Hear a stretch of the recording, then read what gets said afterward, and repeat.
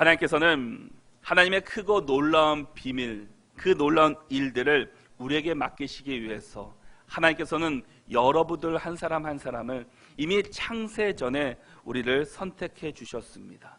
그것도 흠 많고 부족함이 많은 우리들인데 하나님께서 우리를 부르시기 위해서 하나님이 우리를 선택해 하셨습니다. 그리고 예수님의 십자가의 피로 우리를 구속하시고 속량하십니다. 그리고 성령님께서 우리를 인치셔서 우리가 이전에는 하나님과 별개의 사람이었지만 예수 그리스도로 말미암아 성령으로 말미암아 우리가 하나님의 아들이 되었고 하나님의 딸이 되어서 하나님의 자녀들이 되었습니다. 그래서 우리가 마귀의 종이 아니라 하나님의 자녀가 될 수 있었다라는 겁니다. 그러기에 우리는 그냥 보통의 사람들이 아니라 정말 여러분 한 사람 한 사람은 특별한 사람들이고 사명의 사람들이다라는 겁니다.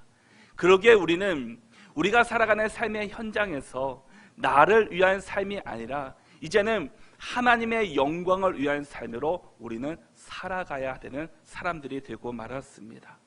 우리는 하나님의 나라를 위해서 하나님의 영광을 위해서 살아가는 사람임을 우리가 지난주의 말씀을 통해 우리가 계속해서 볼 수 있게 되었습니다. 그럼 오늘 말씀 가운데서는 과연 우리에게 무엇을 전해주고 있습니까? 오늘 바울은 이 바울의 기도의 내용을 우리에게 말씀해 주고 있습니다. 과연 바울이 이 에베소 교회 성도들을 향해서 어떤 기도를 하였는가? 어떤 제목을 가지고 어떤 내용을 가지고 기도했는지를 우리에게 오늘 본문 가운데서 말씀해 주고 있다라는 겁니다. 우리는 오늘 바울의 기도의 제목을 통해서 그 내용을 통해서 과연 우리의 기도와 무엇이 다른지를 한번 점검하고 또 우리의 기도가 하나님께서 기뻐하시는 기도로 또 바꿔 나갈 수 있는 믿음의 시간들이 될 수 있기를 바랍니다. 지금 나의 기도의 제목은 과연 무엇인가? 내가 가장 많이 하고 있는 기도의 제목은 무엇인가? 그 내용이 무엇인지를 우리가 먼저 생각해 보아야 할 것입니다. 바른 기도란 무엇입니까? 교회인 성도가 먼저 드리는 기도, 기도의 우선순위가 바로 된 기도를 말하고 있습니다. 하나님과 우리와의 관계가 온전히 서 있는 기도입니다. 대상이 하나님께 온전히 초점이 맞춰 있는 기도, 하나님께 우리의 삶을 드릴 수 있는 그 기도의 제목이 온전한 하나님께 드리는 바른 기도일 것입니다. 그럼 먼저 우리 15절과 16절의 말씀을 같이 한번 보도록 하겠습니다. 우리 같이 한번 15절과 16절 말씀을 읽겠습니다. 이로 말미암아 주 예수 안에서 너희 믿음과 모든 성도를 향한 사랑을 나도 듣고 내가 기도할 때에 기억하며 너희로 말미암아 감사하기를 그치지 아니하고 아멘. 사도 바울은 에베소 교회 성도들을 향해서 이 믿음과 성도를 향한 사랑을 들었다라고 말씀해 주고 있습니다. 이 바울이 이 에베소 교회를 목회하고 떠난 지는 이미 6년이라는 시간이 지난 상태였습니다. 그렇지만 그곳에서 들려오는 이야기가 바로 주님을 향한 믿음과 이 성도를 향한 사랑이 늘 풍성하게 넘치고 있다라는 그 소식들을 그들이 들었다라는 겁니다. 바울은 기도할 때마다 그것을 기억하며 감사를 멈추지 않았다라는 겁니다. 바울에게 에베소 교회 성도들은 바로 영적 자녀와 같은 사람들이었습니다. 그가 영적인 자녀들을 바라보면서 감사하는 것은 주님에 대한 믿음과 서로 간의 사랑이 넘쳐났음을 그는 감사하고 있습니다. 좋은 신앙이라는 것은 좋은 관계를 맺는 겁니다. 하나님과의 좋은 관계를 맺고 또 성도들과의 좋은 관계를 맺는 것이 좋은 신앙의 모습이고 좋은 신앙의 관계다라는 겁니다. 관계가 올바르게 정립되고 좋은 관계를 유지할 때 우리 안에 믿음과 사랑이 더욱 풍성해질 수 있기 때문입니다. 하나님으로부터 받는 은혜, 하나님께서 주시는 그 공급됨을 우리가 하나님과 좋은 관계를 맺을 때 그곳에서 우리는 좋은 하나님의 은혜를 경험할 수 있게 됩니다. 그런데 그 관계가 깨지면, 그 통로가 깨지면 하나님께서 오는 그 은혜를 우리가 받을 수 없다라는 겁니다. 우리 안에 하나님의 믿음과 사랑이 차고 넘칠 수 있기를 바랍니다. 이 믿음과 사랑은 뛸래야 뛸 수 없는, 분리될 수 없는 것이기 때문입니다. 오늘 본문의 이 사도 바울의 기도의 내용이 무엇입니까? 에베소 교회 성도들을 향해서 바울이 중보 기도를 하고 있는 내용이 과연 무엇이냐라는 겁니다. 어떤 기도를 지금 하고 있습니까? 바울의 기도 가운데 계속해서 반복되고 있는 것은 한 가지가 있습니다. 오늘 본문 가운데 가장 중요한 그 한 문장이 있습니다. 그것은 에베소 교회 성도들이 하나님을 더욱 알기를 기도하고 있었다라는 겁니다. 그들이 어떠한 상황 속에서도 하나님을 더욱 알기를 이 사도 바울은 그 에베소 교회 성도들을 향해서 계속해서 기도하고 있습니다. 내가 지금 감옥에 있지만, 로마 감옥에 붙잡혀 있지만, 활동이 자유롭진 않지만, 그럼에도 불구하고 그는 자신을 위한 기도가 아니라 빨리 이곳에서 나오게 해주십시오, 빨리 풀려나게 해주십시오 라는 기도가 아니라 이 에베소 교회 성도들이 하나님을 더욱 간절히 알기를 기도하기를 그도 기도하고 있었다라는 겁니다. 하나님을 아는 것이 그보다 더 중요했기 때문입니다. 제가 여러분들을 위해서도 기도할 때도 여러분들의 가정을 위해서, 또 직장과 사업을 위해서, 또 여러분들의 하는 모든 범사와 또 자녀들, 또 건강, 또 많은 것들을 위해서, 여러 가지를 위해서 여러분들을 기도하고 있습니다. 그러나 더 중요한 기도는 우리 온 성도들이 하나님을 더욱 알 수 있게 해달라고, 하나님의 뜻을 잘 분별하여서 정말 이 땅 가운데서 하나님의 은혜를 누리며 하나님과 동행하는 삶을 살 수 있게 해달라고 늘 새벽마다 또 생각날 때마다 기도하고 있습니다. 이 기도가 바로 바울의 기도 제목이기도 하지만 제가 여러분들을 향한 기도 제목이기도 합니다. 또한 우리의 기도 제목이 되어야 할 것입니다. 우리가 내가 믿는 하나님이 어떤 분이신지를 알면은 우리의 신앙과 우리의 인생 믿음은 반드시 달라지게 됩니다. 하지만 내가 믿는 하나님이 어떠한 분이신지를 모른다면 우리의 인생과 우리의 신앙은 반드시 어려움과 또 방황 앞에서 우리는 넘어지고 쓰러질 수밖에 없다라는 겁니다. 그래서 사도 바울은 에베소 교회 성도들이 하나님을 더욱 간절히 알게 해달라고 그들을 위해서 기도하고 있습니다.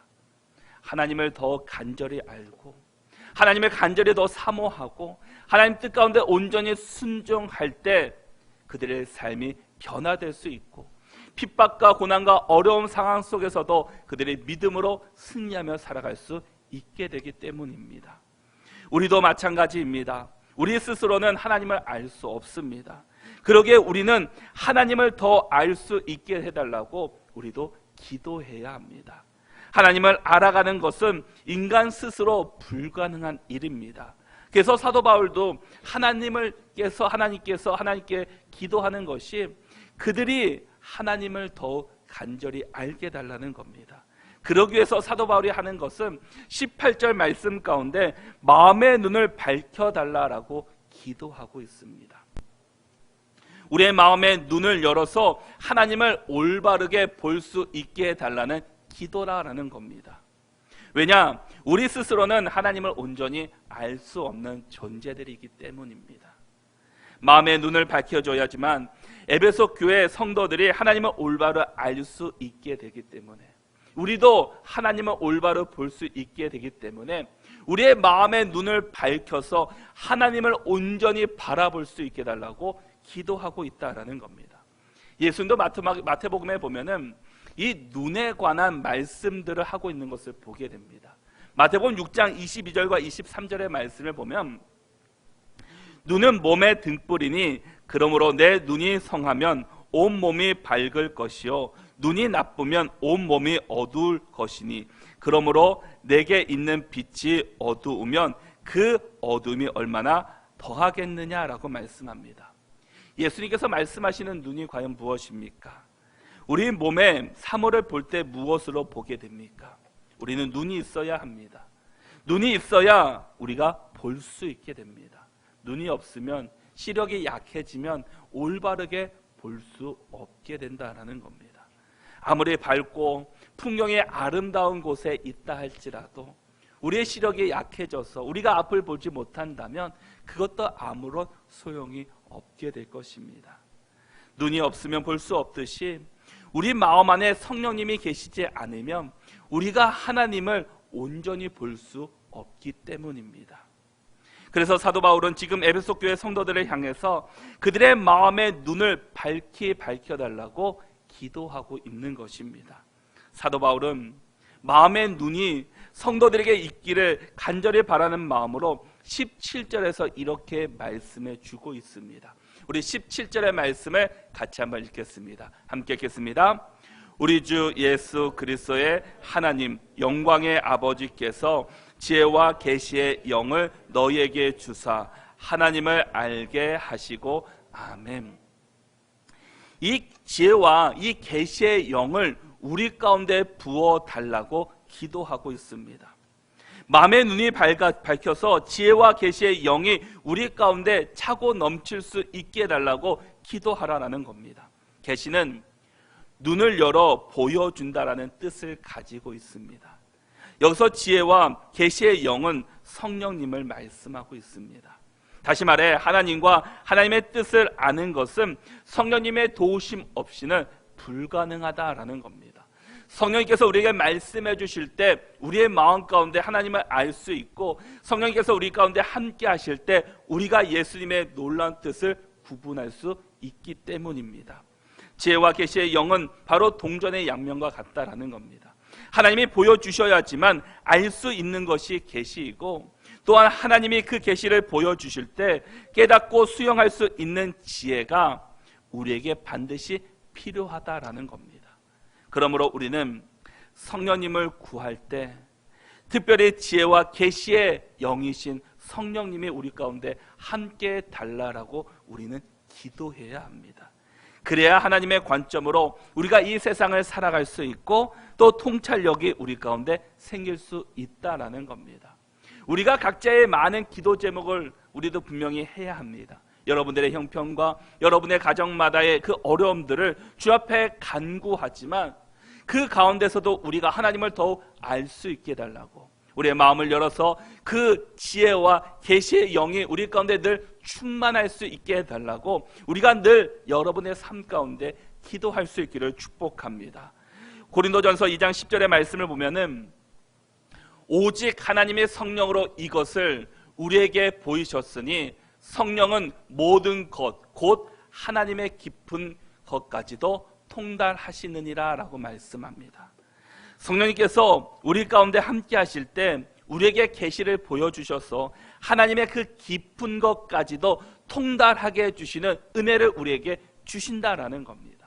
우리가 하나님을 깨닫는 것, 하나님 말씀이 우리 가운데 들려지는 것, 하나님의 말씀을 볼 때마다 그 말씀 가운데 우리가 은혜를 얻는 것은 우리의 지식이나 우리의 힘, 우리의 노력이 아니라 성령님께서 여러분들을 붙잡고 계시기 때문이다라는 겁니다. 성령님께서 우리 가운데 충만하게 임할 때 우리가 말씀 가운데 더 큰 은혜를 누릴 수 있고 우리의 삶 가운데 하나님의 은혜 가운데 살아갈 수 있다라는 겁니다. 그러기에 우리가 늘 성령의 충만함을 구해야 되고 우리가 성령의 늘 충만한 삶을 우리가 누려야 된다라는 겁니다. 그래서 바울은 그 하나님을 알기 원한다는 마음으로 하나님을 알기 원하는 그 기도의 제목을 오늘 본문 가운데 이 세 가지를 우리에게 또한 말씀해 주고 있습니다. 과연 그들이 하나님을 알기 위해서 어떤 기도를 하고 있는가? 먼저는 하나님의 부르심의 소망을 알기를 기도하라라는 겁니다. 우리 18절의 말씀을 같이 한번 읽겠습니다. 18절 말씀 함께 읽겠습니다.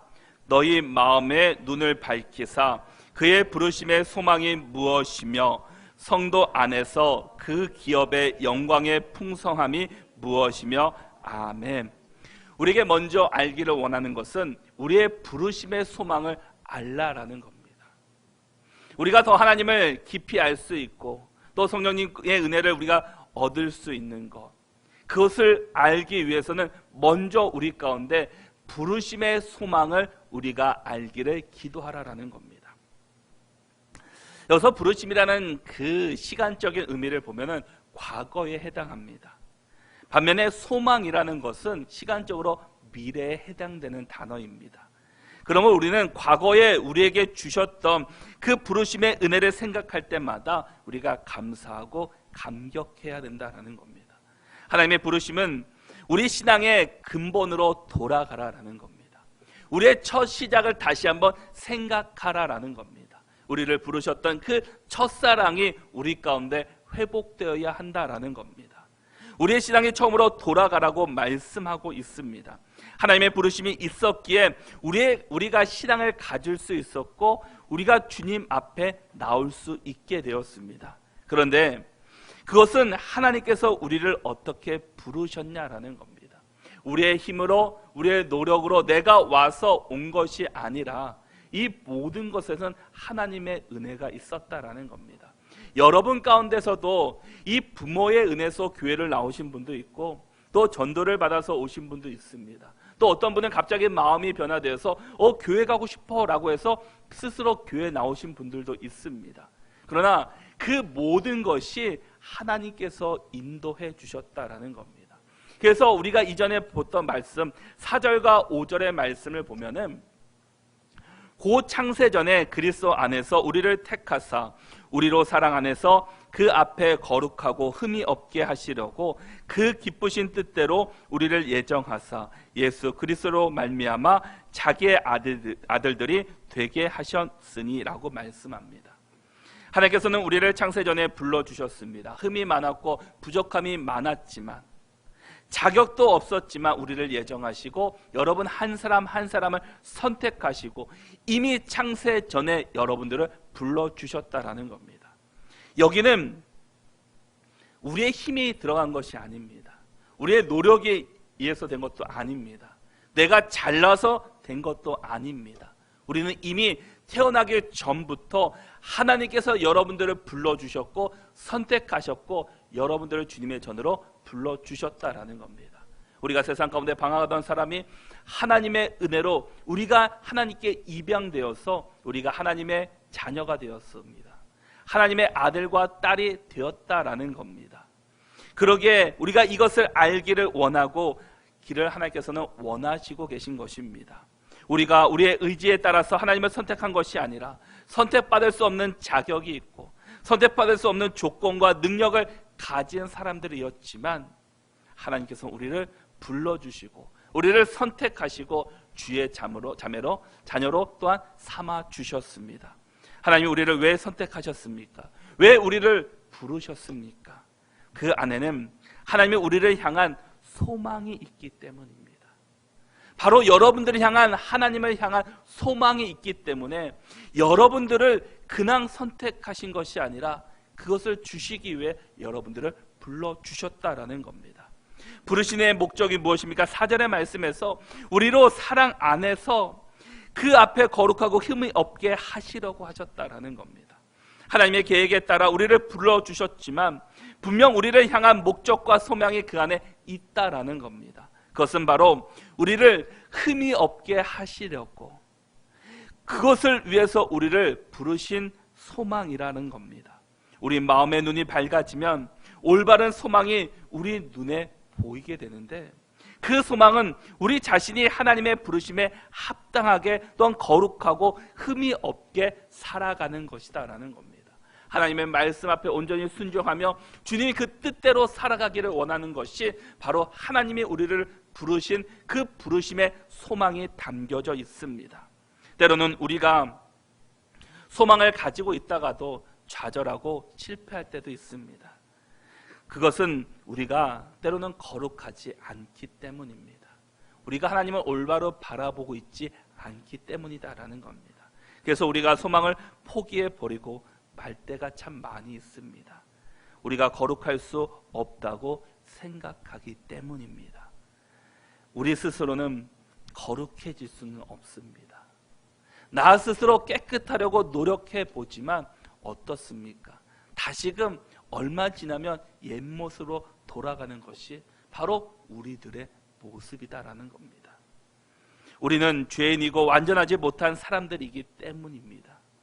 우리의 능력으로 되지 않지만 하나님의 능력으로 말미암아 하나님께서 우리를 반드시 거룩하게 해 주십니다. 내 힘이 아닌 내 노력이 아닌 하나님이 거룩해 하게 해 주실 때 우리가 거룩해질 수 있다라는 겁니다.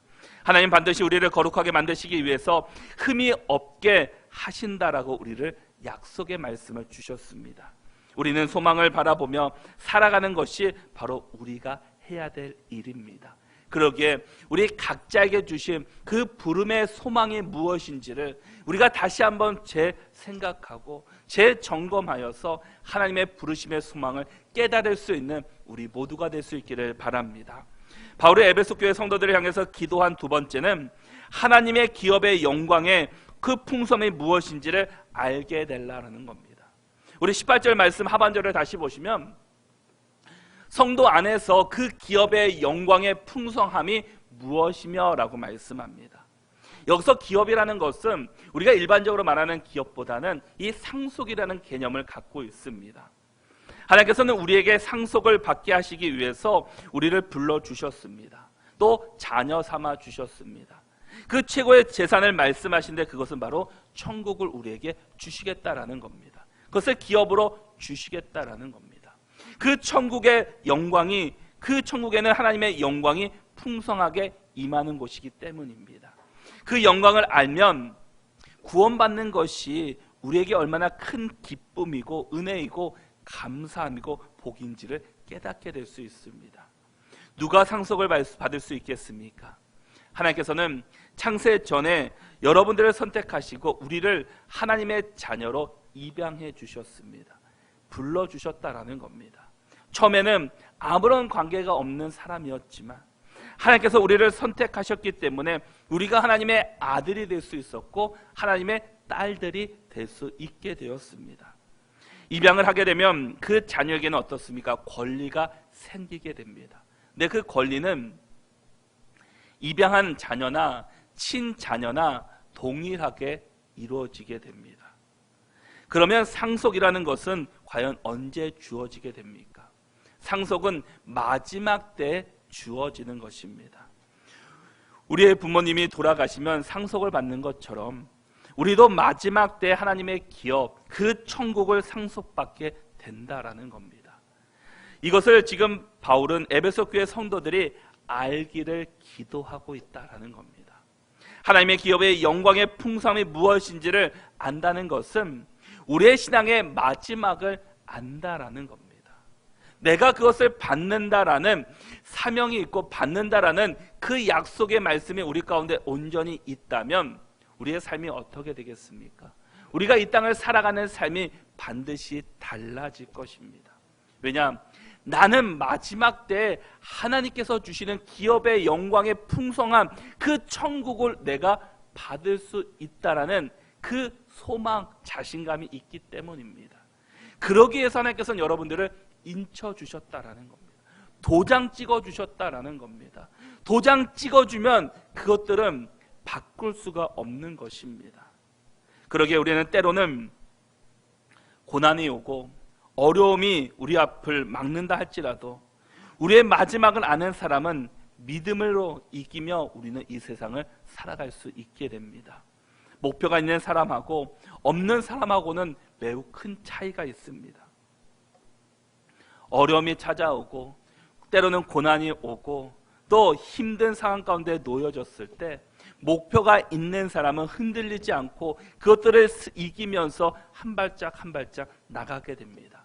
그러나 목적이 없는 사람은 나에게 어려움이 닥쳐오면 그것들을 그냥 포기하고 맙니다. 그냥 버리고 맙니다. 우리가 하나님의 그 기업의 영광의 풍성함을 안다면 우리는 이 세상을 살아갈 때 하나님을 한순간도 놓치지 않고 우리는 꼭 붙잡고 살아가게 될 것입니다. 그러기에 우리에게 기억할 것은 그 사도 바울의 에베소 교회 성도들에게 그렇게 간절히 기도하는 것은 이 하나님의 기업의 영광의 풍성함을 너희들이 알라라는 겁니다. 너희들이 지금 어려운 가운데 힘든 가운데 있다 할지라도 그 풍성한 가운데 살아가기를 그 사도 바울은 기도해 주고 있습니다. 바로 우리도 그 하나님의 기업의 풍성함이 무엇인지를 깨달을 수 있고 또한 그것을 바라보며 살아가는 우리 모두가 되시기를 바랍니다.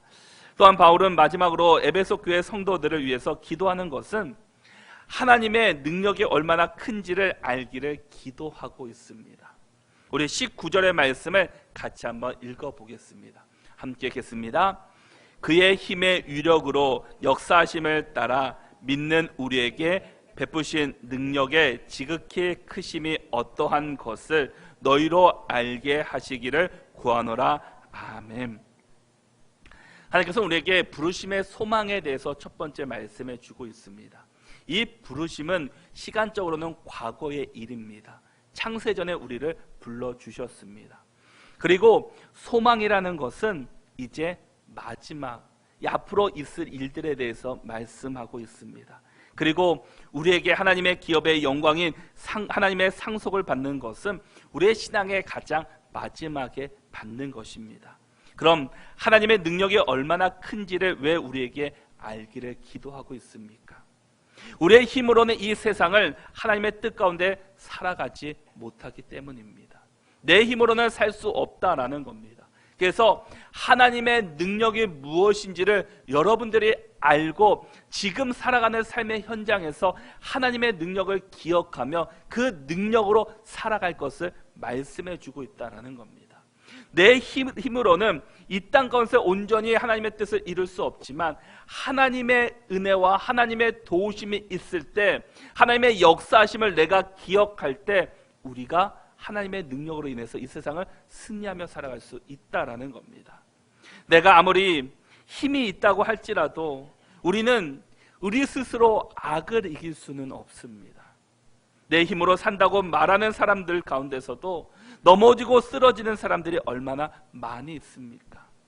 우리의 힘으로 내가 잘 살 것 같지만 우리는 하나님의 도우심 없이는 한순간도 살 수 없다라는 겁니다. 내가 이 시간 회개하고 내가 앞으로는 이런 악한 일을 하지 말아야지라고 생각하지만 이 교회 문을 나가고 나서 바로 보면 또 악한 것에 우리가 또한 넘어지는 우리의 모습을 본다라는 겁니다.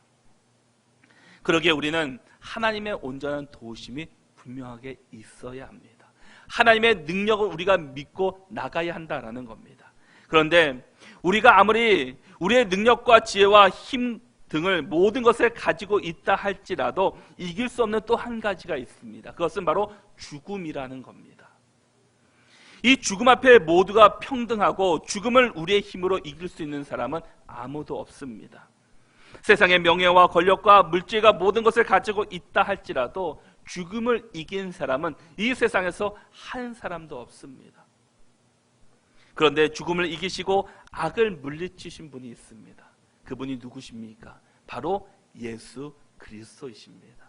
바로 우리 주님께서 이 악한 영을 물리치시고 이 죽음에서 다시 살아나신 분이 우리 하나님 예수 그리스도이시다라는 겁니다. 우리가 주님의 능력이 있을 때 우리도 악을 이길 수 있고, 우리 하나님의 능력이 있을 때 우리도 이 죽음의 권세에서 우리가 이길 수 있다라는 겁니다.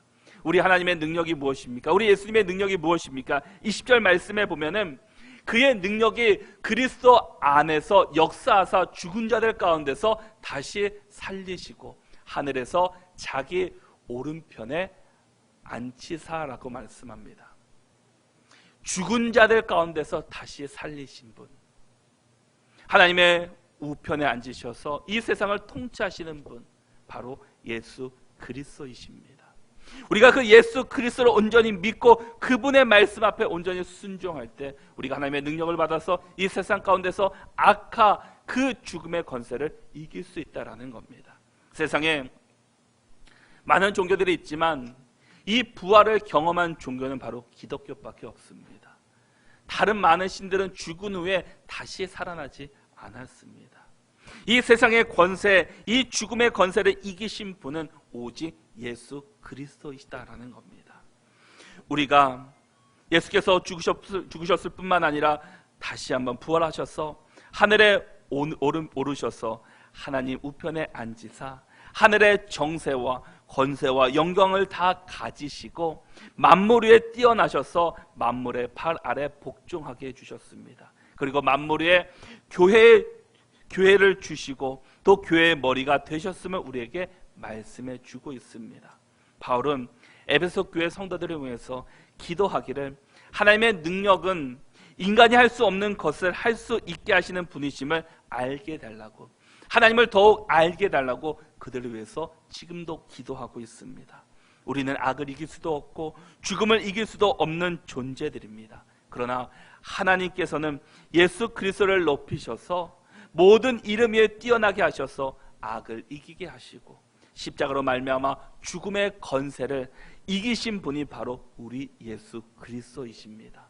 우리 모두가 예수 그리스도의 그 능력을 믿으며 그 말씀을 의지하며 살아가는 우리 모두가 되시기를 바랍니다. 우리가 예수 그리스도의 이름으로 기도할 수 있는 이유는 그분이 내 이름으로 기도하는 자들에게 응답해 주시겠다라고 말씀하셨기 때문입니다. 요한복음 14장 14절의 말씀에서 내 이름으로 무엇이든지 내게 구하면 내가 행하리라 라고 말씀합니다. 기도와 이 성령에 관해서 많은 책을 내셨던 이 토레이라는 목사님이 계십니다. 이분이 책 가운데 이 기도에 관한 몇 가지의 말씀을 이렇게 남겼습니다. 보면은 기도는 하나님께서 하실 수 있는 모든 것을 할 수 있게 한다라고 말합니다. 기도의 주된 목적은 그 응답이 하나님께 영광을 받으시도록 하는 것이다 라고 이야기를 하고 있습니다. 우리 모두가 이 기도 가운데 하나님께 영광을 돌리고 하나님의 은혜를 경험할 수 있는 믿음의 성도들이 될 수 있기를 바랍니다. 우리 22절의 말씀을 같이 한번 읽겠습니다. 함께 읽겠습니다. 또 만물을 그의 발 아래 복종하게 하시고 그를 만물 위에 교회의 머리로 삼으셨느니라. 아멘. 기도의 주체가 되시고 우리의 능력이 되시고 모든 악과 죽음의 권세를 이기신 우리 주님께서 이 교회의 머리가 되신다라는 겁니다. 교회의 머리가 누구입니까? 예수 그리스도다라는 겁니다. 이것은 과연 무엇을 의미하고 있습니까? 23절의 말씀에서 교회는 그의 몸이니 만물 안에서 만물을 충만하게 하시는 이의 충만함이니라 라고 말씀합니다. 교회는 그리스도의 몸입니다. 머리는 몸을 통해서 일하고 있습니다. 머리는 지시하고 몸은 움직이게 됩니다. 이처럼 머리 대신 그리스도께서 교회를 통해 우리를 통해 일하신다라는 겁니다. 머리 대신 예수 그리스도의 충만함이 가장 충만하게 임하는 곳이 어디입니까? 바로 교회라는 겁니다.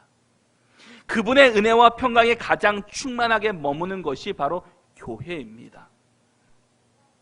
그러므로 교회는 만물의 통치자가 되시는 이 예수 그리스도로 가득 채워져 있습니다. 교회는 예수 그리스도로 충만하게 될 때 우리 교회 안에 능력이 나타난다라는 겁니다. 그런데 하나님께서는 그 성경에서 이 교회를 지금 있는 이런 건물의 교회뿐만 아니라 또 하나의 교회를 우리에게 말씀해 주고 있습니다. 그 교회는 누구입니까? 바로 우리들이다라는 겁니다. 나 자신이라는 겁니다. 여러분 각자가 하나의 교회라는 겁니다. 그렇다면 우리는 이 교회의 머리 되시는 그 예수 그리스도가 우리 가운데 충만하게 임할 때 우리 가운데서 어떤 역사가 나타나겠습니까? 하나님의 능력이 여러분들 가운데 나타난다라는 겁니다. 그러기에 교회된 우리가 하나님의 말씀으로 하나님으로 우리가 충만하게 채워져 있어야 한다라는 겁니다. 충만하게 채워질 때 하나님의 역사가 여러분들 통해서 하나님의 은혜가 나타날 수 있게 된다라는 겁니다. 우리가 다른 것이 아닌 예수 그리스도로 말미암아 충만해질 수 있기를 축복합니다. 하나님 안에서 예수 그리스도로 충만해질 때 우리가 악을 이길 수 있고 이 죽음의 권세를 물리칠 수 있게 되기 때문입니다. 여러분들이 이 세상에서 이길 수 있는 방법, 이 세상 가운데 하나님의 은혜를 더욱 체험하는 방법은 바로 하나님을 더욱 아는 것입니다. 그러기에 여러분들이 우리의 기도 제목이 하나님을 더욱 알게 해달라고, 하나님을 더 풍성하게 알게 해달라고 여러분들 늘 기도할 수 있기를 바랍니다. 여러분들이 하나님의 은혜로 하나님을 더욱 알게 되면 여러분들의 삶은 반드시 달라질 것입니다. 우리 모두가 하나님의 교회인 우리가 하나님으로 충만해져서 하나님의 은혜를 풍성하게 누리고 하나님의 역사와 하나님의 일하심이 여러분들 가운데 나타날 수 있기를 축복합니다.